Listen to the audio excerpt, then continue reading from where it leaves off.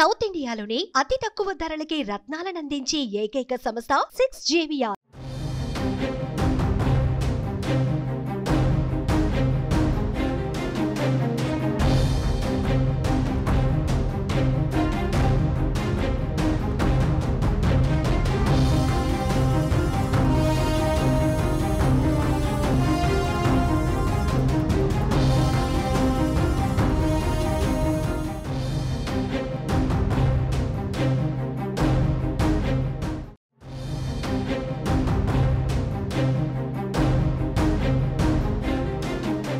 Liquor scam కేసులో arrest అయిన BRS MLC కవిత అత్యున్నత న్యాయస్థానం సుప్రీంకోర్టులో పిటిషన్ దాఖలు చేశారు.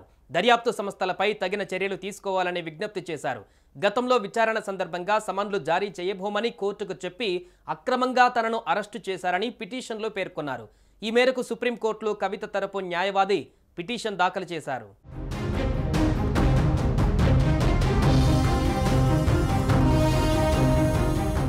ఎమ్మెల్సీ కవిత సుప్రీంకోర్టులో రిట్ పిటిషన్ దాఖలు చేశారు. ఈ నెల 15వ తేదీన కవితను ఈడీ అధికారులు అరెస్టు చేశారు. దీంతో ప్రతివాదిగా ఈడీ అసిస్టెంట్ డైరెక్టరేట్ను చేర్చారు.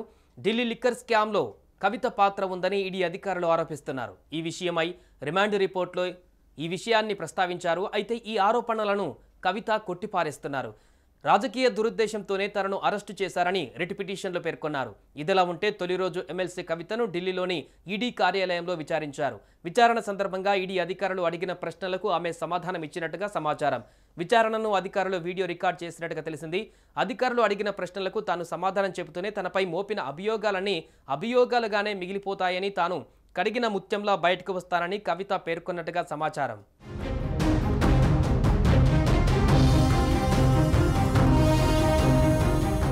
ఢిల్లీ లిక్కర్ స్కామ్లో కవితను ఈడీ అధికారులు గతంలో విచారించారు. అంతకుముందు సిబిఐ అధికారులు కూడా ఆమెను విచారించారు. మహిళలను ఇంట్లోనే విచారించాలని కోరుతూ సుప్రీంకోర్టులో కవిత పిటిషన్ దాఖలు చేశారు. ఈ పిటిషన్పై సుప్రీంకోర్టులో విచారణ సాగుతోంది. ఈ తరుణంలోనే ఈడీ అధికారులు కవితను అరెస్టు చేశారు. ఈ కేసులో అరెస్టైన కవితను ఈడీ అధికారులు కస్టడీలోకి తీసుకున్నారు. అయితే సుప్రీంకోర్టులో విచారణ జరుగుతుండగానే తనను అరెస్టు చేశారని, దర్యాప్తు సంస్థలపైన చర్యలు తీసుకోవాలని కవిత విజ్ఞప్తి చేస్తున్నారు.